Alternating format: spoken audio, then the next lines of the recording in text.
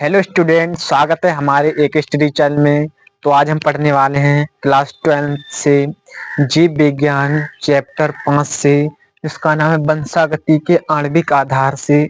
बहुत ही important topic लेके आए हैं जिसका नाम है डीएनए। डीएनए हर साल यूपी बोर्ड एग्जाम में 2 से 3 नंबरों में पूछा ही जाता है और हर वर्ष पूछा जाता है। तो आइए इसके बारे में बहुत ही इजी तरीके से समझेंगे। तो आइए हम देखते हैं डीएनए की खोज।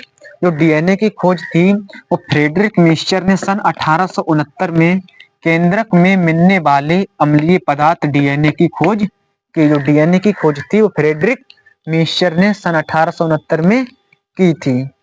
अब देखते हैं जी दो कुंडली संरचना।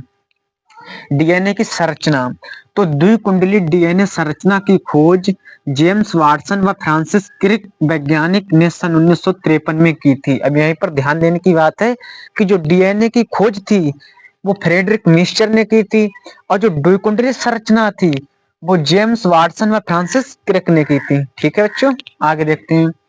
यह एक बहुलक होता है। यह एक बहुलक होता है जो छोटी छोटी इकाइयों से मिलकर बना होता है। यह एक बहुलक होता है जो छोटी छोटी इकाइयों से मिलकर बना होता है। डीएनए 2 पॉलीन्यूक्लियोटाइड श्रृंखला से मिलकर बना होता है जो सर्पिल रूप से कुंडलित होती है। यानी डीएनए है वो 2 पॉलीन्यूक्लियोटाइड श्रृंखला से जो मिलकर बना होता है जो सर्पिल रूप से यानी सर्पिल रूप से कुंडलित होती है। और ये जो है जो श्रृंखला है दो, इन्हें न्यूक्लियोटाइड्स बोलेंगे। पॉलीन्यूक्लियोटाइड श्रृंखला क्या होगी? पॉलीन्यूक्लियोटाइड इसे बोलेंगे। ठीक है, आगे देखते हैं। अब इसमें न्यूक्लियोटाइड के घटक, अब इसमें पढ़ेंगे जो न्यूक्लियोटाइड है, इसके न्यूक्लियोटाइड में 3 प्रकार के घटक पाए जाते हैं। आइए देखते हैं न्यूक्लियोटाइड के 3 प्रकार के घटक कौन कौन से होते हैं। पहला होता है हमारा नाइट्रोजनी क्षार।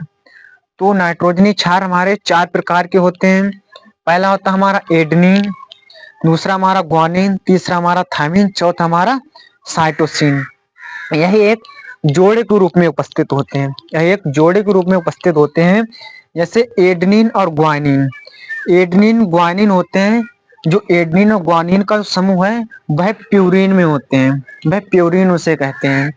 और जो थायमिन और साइटोसिन के समूह के लिए प्रिमडीन कहते हैं, प्रिमडीन कहते हैं। अब देखते हैं नाइट्रोजनी क्षारों का युग्म। ये था जोड़े के रूप में उपस्थित थे, अब इसका नाइट्रोजनी क्षारों का युग्म देखेंगे। तो ठीक है, तो नाइट्रोजनी क्षारों का युग्म होता है कि एडेनिन, एडेनिन थायमिन के सामने हमेशा रहता है और साइटोसिन हमेशा ग्वानिन के सामने होता है। और एडेनिन और थायमिन के बीच डबल बॉन्ड लगेगा और साइटोसिन ग्वानिन के बीच ट्रिपल बॉन्ड लगेगा। देखिए इस द्विकोणीय संरचना में देखते हैं, जैसे यहाँ पर थायमिन और एडेनिन के बीच डबल बॉन्ड और साइटोसिन ग्वानिन के बीच ट्रिपल बॉन्ड। ठीक है, तो नाइट्रोजन क्षार समझ में आ गए। अब सेकंड नंबर देखते हैं पेंटोज शर्करा। ये पेंटोज शर्करा पाई जाती है डीएनए में। तीसरा हमारा फास्फेट समूह, ये फास्फेट समूह पाया जाता है। अब देखते हैं डीएनए की जो लंबाई है वो कितनी होती है। तो डीएनए के 2 क्षार युग्म की लंबाई होती है 3.4 एंगस्ट्रॉम, 3.4 एंगस्ट्रॉम। और इनके 10, इसके जो 10 क्षार युग्म की जो लंबाई होगी वो होगी 34 एंगस्ट्रॉम। और जो डीएनए की द्विकुंडली संरचना को जो व्यास है वो होगा 20 एंगस्ट्रॉम।